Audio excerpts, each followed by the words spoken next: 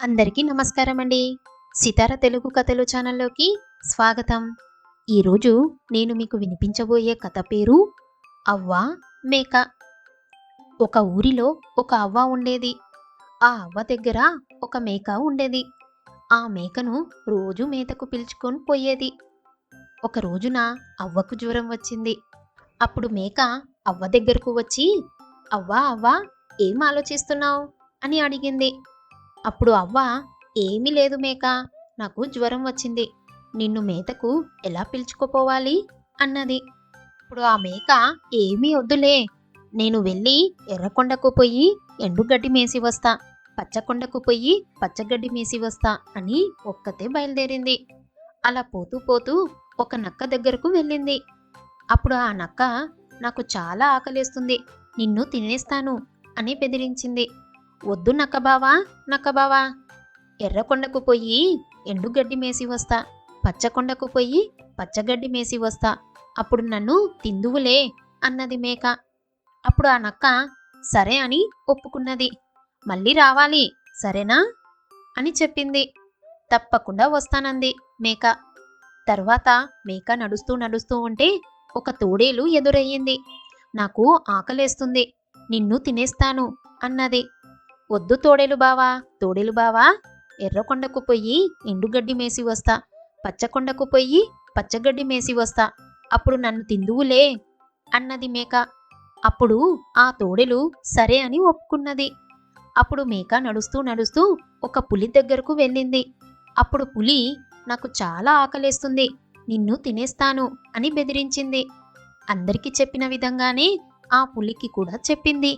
ఆ పులి కూడా సరే, తొందరగా వచ్చేయ్, నాకు చాలా ఆకలేస్తుంది అన్నది. అలా పోతూ పోతూ ఆ మేక ఒక సింహం దగ్గరకు వెళ్ళింది. నాకు చాలా ఆకలేస్తుంది, నిన్ను తినేస్తాను అన్నది సింహం. అప్పుడు మేక, వద్దు సింహం బావా, వద్దు, ఎర్రకొండకు పోయి ఎండుగడ్డి మేసి వస్తా, పచ్చకొండకు పోయి పచ్చగడ్డి మేసి వస్తా అన్నది. సింహం కూడా ఒప్పుకున్నది. అప్పుడు మేక ఎర్రకొండకు పోయి ఎండుగడ్డి మేసి పచ్చకొండకు పోయి పచ్చగడ్డి మేసింది. అక్కడే ఒక పెద్ద గుమ్మడికాయ కనబడింది దానికి. ఆ మేక గుమ్మడికాయలోకి దూరి కూర్చున్నది. దొర్లు దొర్లు గుమ్మడికాయ, దొర్లు కంటే దోసకాయ అని బయలుదేరింది. అలా పోతూ పోతూ ఉంటే సింహం ఎదురవుతుంది. అప్పుడు సింహం, ఇటుగా ఒక మేక పోయింది, నీవు ఏమైనా చూసావా అన్నది. అప్పుడు ఆ గుమ్మడికాయ, లేదు లేదు, నేను వచ్చే దారిలో నాకు ఎవ్వరూ కనబడలేదు అన్నది. అలా పోతూ ఉంటే పులి ఎదురైంది.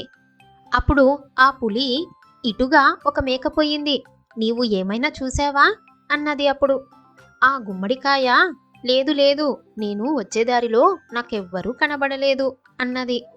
తరువాత దొర్లు దొర్లు గుమ్మడికాయ, దొర్లు కంటే దోసకాయ అంటూ ఆ గుమ్మడికాయ తోడేలు దగ్గరకు వెళ్ళింది. అప్పుడు ఆ తోడేలు, ఇటువైపుగా ఒక మేక పోయింది, నీవు ఏమైనా చూసావా అన్నది. అప్పుడు ఆ గుమ్మడికాయ, లేదు లేదు అంటూనే దొర్లుకుంటూ నక్క దగ్గరకు పోయింది.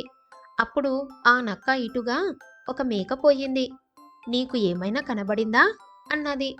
లేదు లేదు అంటూనే ఆ గుమ్మడికాయ వేగంగా దొర్లుకుంటూ పోయింది.